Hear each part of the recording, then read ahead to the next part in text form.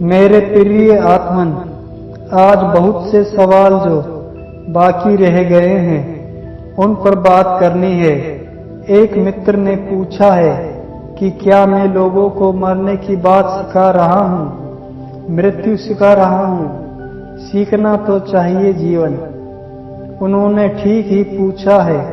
मैं मृत्यु की बात ही सिखा रहा हूँ, मैं मरने की कला ही सिखा रहा हूँ, क्योंकि जो मरने की कला सीख लेता है वह जीवन की कला में भी निष्णात हो जाता है। जो मरने के लिए राजी हो जाता है वह परम जीवन का अधिकारी भी हो जाता है। सिर्फ वे ही है जो मिटना जान लेते हैं, वे ही होना भी जान पाते हैं। ये बातें उल्टी दिखाई पड़ सकती है क्योंकि हमने जीवन और मृत्यु को उल्टा और विरोधी मान रखा है।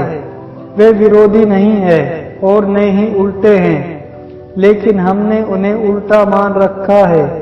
हमने एक झूठा कंट्राडिक्शन, एक झूठा विरोध उनके बीच खड़ा कर रखा है।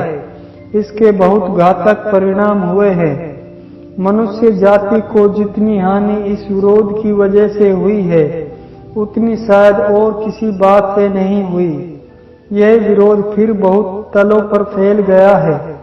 जो चीजें इकट्ठी है उन्हें अगर हम टुकड़े टुकड़े खंड खंड में बांट दे और न केवल खंड में बांटे बल्कि विरोधी खंडों में बांट दे तो इसका अंतिम परिणाम मनुष्य को सिजोफ्रेनिक विक्षिप्त बनाने के अतिरिक्त और कुछ भी नहीं हो सकता है।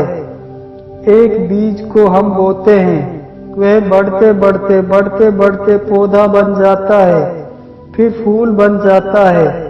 बीज में और फूल में विरोध माना है कभी? बीज से ही तो फूल निकलता है और फूल बन जाता है। बीज में विकास है, बीज में ग्रोथ है, जन्म ही मृत्यु बन जाता है। लेकिन ने मालूम कैसी नासमझी में, ने मालूम किन दूरदिन में आदमी को ये ख्याल बैठ गया है कि जन्म और मृत्यु में विरोध है। जीवन और मौत अलग अलग बातें हैं। हम जीना चाहते हैं, हम मरना नहीं चाहते, और हमें ये पता नहीं है कि जीने में ही मरना छिपा ही है।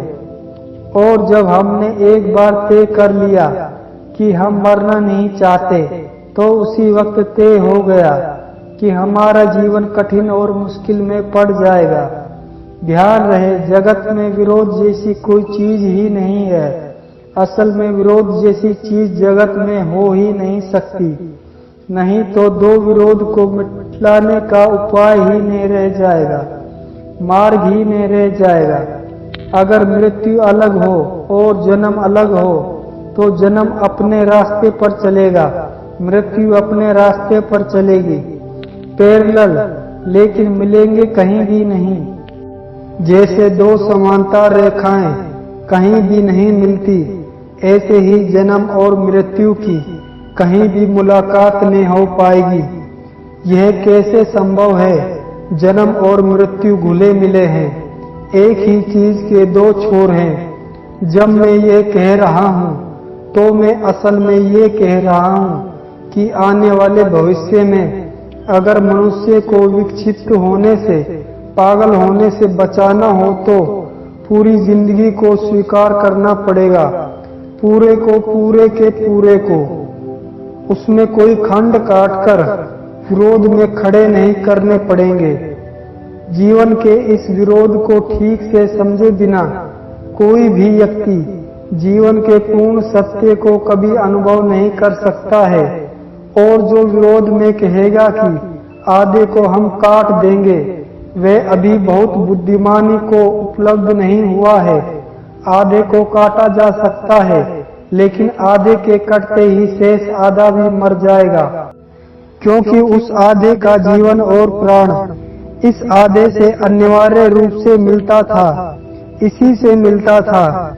मैं जरूर मृत्यु सिखाता हूँ, लेकिन इसका मतलब यह नहीं है कि मैं जीवन का विरोधी हूँ। इसका मतलब ही यह है कि जीवन को जानने का, जीवन को पहचानने का द्वार ही मृत्यु है। इसका मतलब यह है कि मैं जीवन और मृत्यु को उल्टा नहीं मानता, चाहे मैं उसे मृत्यु की कला कहूँ, चाहे जीवन की कला कहूँ। दोनों बातों का एक ही मतलब होता है, किस तरह से हम देखते हैं।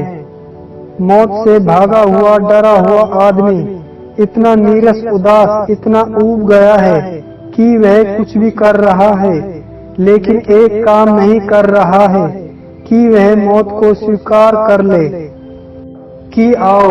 और जैसे ही कोई उसे स्वीकार कर लेता है, उसके जीवन में नया द्वार खुल जाता है जहाँ प्रभु का निवास है। परमात्मा के मंदिर पर लिखा है मरो, और परमात्मा के मंदिर में जीवन की रसधार बह रही है मरो। इस साइन बोर्ड को देखकर लोग लौट जाते हैं, भीतर कोई जाता ही नहीं। बड़ी कुशलता की है, बड़ी होशियारी की है, नहीं तो बहुत भीतर भीड़ हो जाए और जीना मुश्किल हो जाए। तो जीवन का जहाँ मंदिर है वहाँ लिखा है बाहर मरो। वे जो डर गए वे भाग जाते हैं। इसलिए मैंने कहा कि मरना सीखना पड़ता है।